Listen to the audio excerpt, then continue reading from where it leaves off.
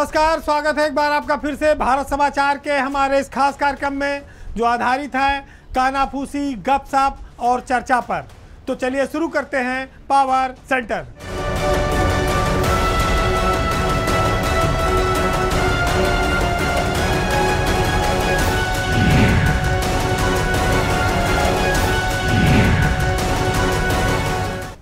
जब चुनाव आता है तो नेताओं के बहुत सारे रंग देखने को मिलते हैं। उत्तर प्रदेश में लोकसभा का चुनाव चल रहा है।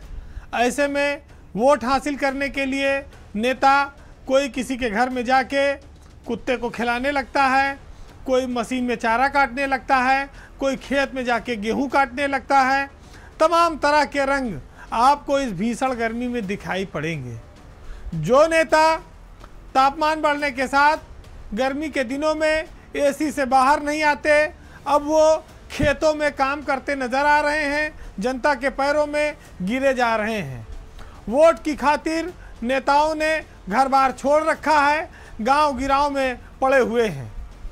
बात आज कुछ ऐसी तस्वीरों की जो ये बताती है कि सियासत में वोट पाने की खातिर नेता न तो दिन देख रहे हैं न रात देख रहे हैं। एक वाकया आया जब ओम प्रकाश राजभर के बेटे अरविंद राजभर का जो घोसी से चुनाव लड़ रहे हैं और उनके पिताजी के जो बयान थे, बोल थे, उसको डिप्टी सीएम ने कहा कि जनता के सामने लेटकर माफ़ी मांगो। एक वाकया आया जिसमें फिल्म अभिनेत्री हेमा मालिनी खेत में गेहूं काटती हुई नजर आई। एक वाकया और आया जिसमें सुभाषपा के अध्यक्ष ओम प्रकाश राजभर भी प्रचार के दौरान गांव में पहुंच गए और खेत में गेहूं की फसल काटने लगे।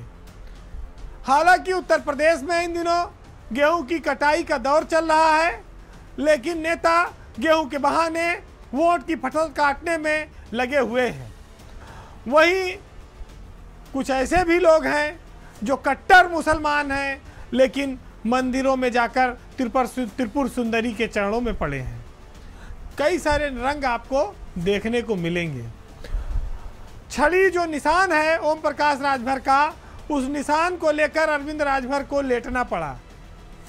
और हेमा मालिनी हर चुनाव में एक बार आपको खेत में फसल काटते हुए जरूर दिखेंगी। और संयोग यह है कि उस समय गेहूं की फसल उगी रहती है। पिछले चुनाव में भी वो आई थी और उन्होंने खेतों में महिलाओं के साथ गेहूं की फसल काटी थी, और इस बार भी। तो ये साफ है कि हेमा मालिनी के चुनाव में खेतों में उतरने का जो तरीका है वो दर्शाता है कि इसके पीछे जो मकसद है उस मकसद में गेहूं की कटाई नहीं बल्कि वोटों की कटाई करना है। हालांकि जब उत्तर प्रदेश में बात हेमा मालिनी की आती है तो लोग उनकी गालों की तुलना सड़कों के गड्ढों से करते हैं।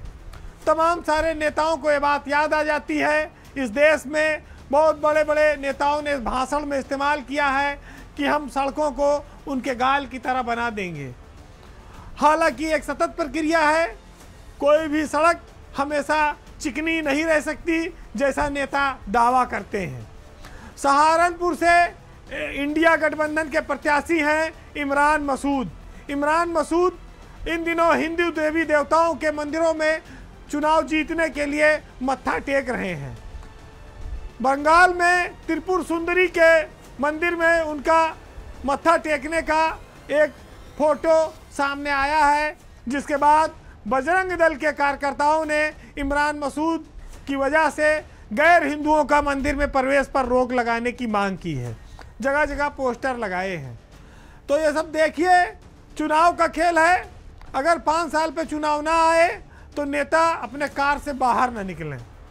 ये तो कहिए कि चुनाव में नेताओं को जनता के सामने झुकना पड़ता है, और यही वजह है कि चाहे वो कोई मिनिस्टर हो या कोई फिल्म का सेलिब्रिटी, उसको गांव गरीब जिनको वो लोग कहते हैं कि इनसे थोड़ा दूरी बनाए रखो, कुछ लोगों को उनसे बदबू भी आती है, कुछ लोगों को उनके पहनावे और उससे भी दूरी रखते हैं, लेकिन चुनाव में पैर पकड़ने के तैयार हैं, उनके साथ काम करने के तैयार हैं, उनके घर की रोटी खाने के तैयार हैं, खेत खलिहान में बैठ के चर्चा ऐसी करते हैं जैसे उनके सब दुख दर्द को वो वापस ले लेंगे। तो ये है वक्त वक्त की बात है। एक बार चुनाव बीत जाएगा, फिर 5 साल जनता नेताजी का इंतजार करेगी। अभी तो नेताजी जनता के कदमों में बिछे हुए हैं।